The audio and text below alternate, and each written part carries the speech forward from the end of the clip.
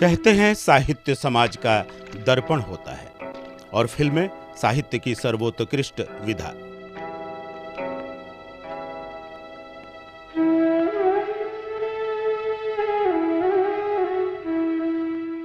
दामुल इसी जुमले का ज्वलंत प्रमाण है।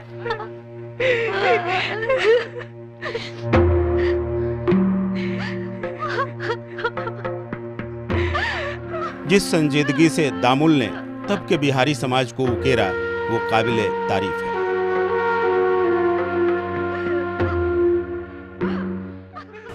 दामुल लगता है कि एक गांव की कहानी है, बिहार के गांव की कहानी है, पर वो हिंदुस्तान के गांव की कहानी है। बंधुआ मजदूरी पर केंद्रित इस फिल्म में सामंती समाज का कौन सा रूप नहीं है। वर्ग विभेद, विधवाओं एवं अन्य महिलाओं का शोषण, पक्षपातपूर्ण प्रशासन एवं न्यायिक प्रक्रिया, अवसरवादी राजनीति, पद अर्थ लोलुप नेता, मजदूरों का शोषण और उनका पलायन, सब कुछ तो है इस फिल्म में।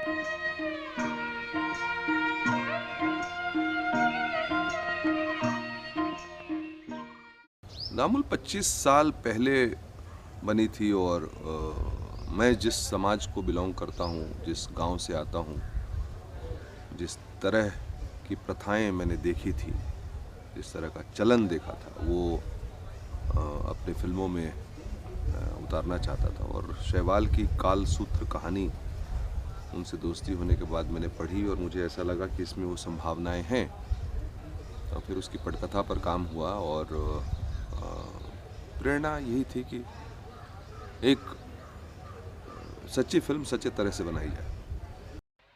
अगर कुछ कमी है तो बस उन मसालों की जो किसी फिल्म को चटकारा बनाकर बिकाऊ बनाते हैं। का हो चिड़ैया? का बाबू? मस्ती है। जिस दौर में दामुल को गढ़ा गया और फिल्म लोगों के सामने आई, वह दौर था बिहार में ग्रामीण अशांति का। दमन और प्रतिरोध के बीच कसमसाता गंवई समाज हिंसा की गिरफ्त में था। प्रतिरोध का झंडा बुलंद किए नई राजनीति करवट भी ले रही थी। हम तो हुक्मी बंदा है, संजीव नायक को कहिए जाके माधव मालिक का पांव धरे, हमरा हाथ पकड़ने से कुछ ना होगा। अरे छोड़। लेकिन इन सब के बीच बिहारी समाज के हाशिए पर पड़े लोगों की त्रासदी दामुल चढ़ने जैसी ही थी। तब के बिहारी समाज का यही सच दामुल फिल्म को उस कालखंड का दस्तावेज बना गया। बैठो, बहुत अत्याचार हो गया आप लोगों पर, बहुत हो गया। गोकुल, आपको इलेक्शन में खड़ा होना पड़ेगा। अच्छे और बुरे का ये जो द्वंद्व रहा है वो हमेशा रहा है। आप आदिकाल में चले जाएं तो वहाँ भी आपको राम और रावण की कथा मिलेगी। आप उसके बाद आगे जाएं तो कृष्ण और कंस की कथा मिलेगी। यानी ये अच्छाई और बुराई की जीत किसकी होनी है इन दोनों में, ये हमेशा ये चलता रहा है। और हमारे देश का आप देखिए जो अशोक स्तंभ है उसमें लिखा हुआ है सत्यमेव जयते, सत्य की ही विजय होती है, सत्यमेव जयते नानृतम। लेकिन इस सत्य को जीतने के लिए क्या संघर्ष करना पड़ता है, यही इस समाज की कहानी है। पहले भी था, दामुल के समय में जो स्थितियां थी, मैं नहीं समझता हूं कि आज उन स्थितियों में बहुत परिवर्तन हो गया है। शोषण, विसंगति, कुरीति, तमाम चीज़ें हैं। तो अगर शोषण होगा तो उसका प्रतिकार होगा ही। एक फिल्म के बतौर दामुल शादी होते हुए भी खरा सोना साबित हुई। एक समानांतर सिनेमा ने 100% यथार्थपरक होते हुए भी न केवल अपने लिए फिल्म फेयर क्रिटिक्स अवार्ड जीता, बल्कि फिल्म के निर्देशक प्रकाश झा को राष्ट्रीय पुरस्कार भी दिलवाया। फिल्म का प्रभाव ऐसा कि जिसने भी देखा इसकी सराहना किए बिना नहीं रह सका।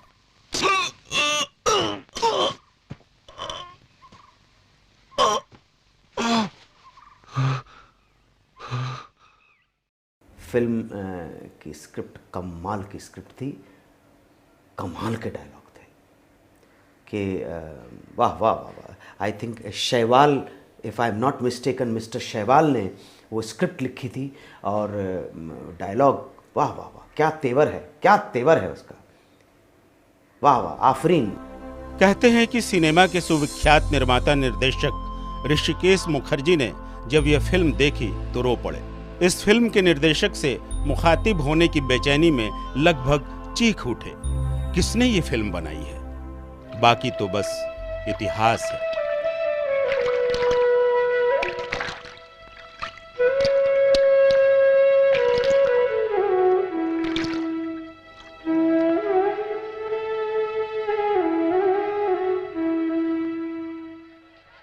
फिल्म की कहानी में माधो पांडे इलाके का एक सामंत है और अपनी पंचायत का मुखिया भी। जो भी कम पड़ता है वो नगीना का तरफ से हम भर देंगे।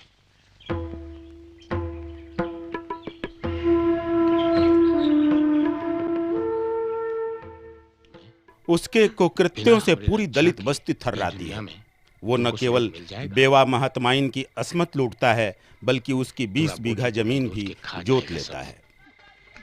ये तो हम हैं कि तुम जी रहे हो मान प्रतिष्ठा के साथ।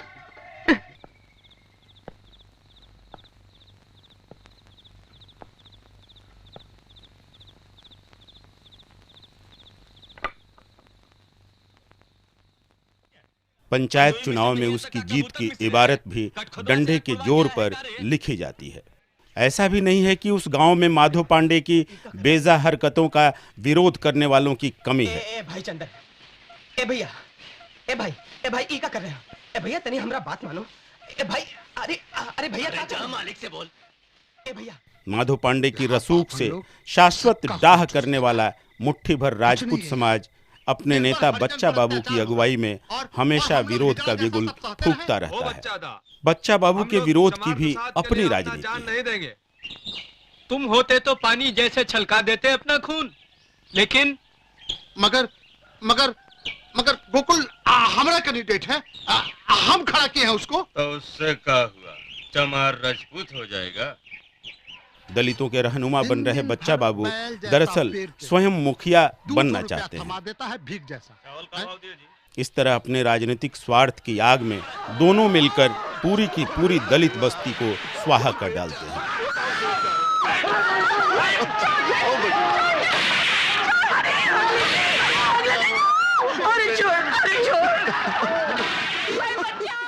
एक नरसंहार का गवाह बनता है दलितों का यह टोला। सब जैसा और जहां है वहीं रहने दो।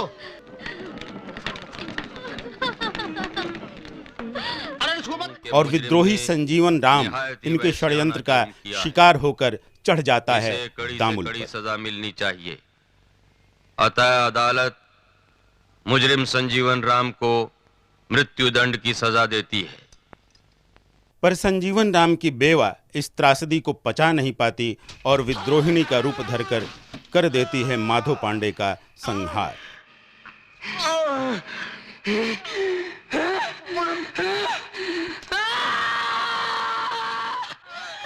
प्रतिरोध और प्रतिकार की कहानी यहीं खत्म होती है। दामुल पर क्यों नहीं चढ़ा?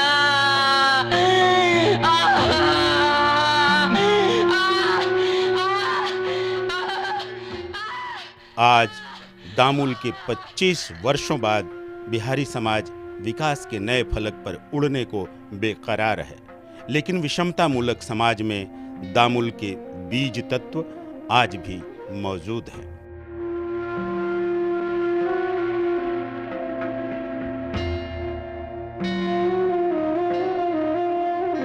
मूल कहें तो बदलाव कुछ है नहीं, क्योंकि सामंती प्रथा की बात वहाँ की गई थी और मनुष्य स्वभाव से ही सामंतवादी है। तब जमींदार होते थे, आज ठेकेदार है, वो सरकार है और दूसरे तरह के ऑपरेसिव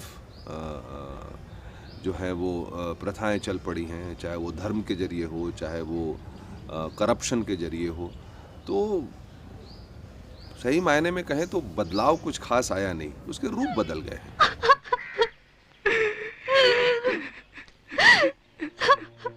एंटरटेनमेंट ब्यूरो के साथ नवेंदु, पटना, मौर्य।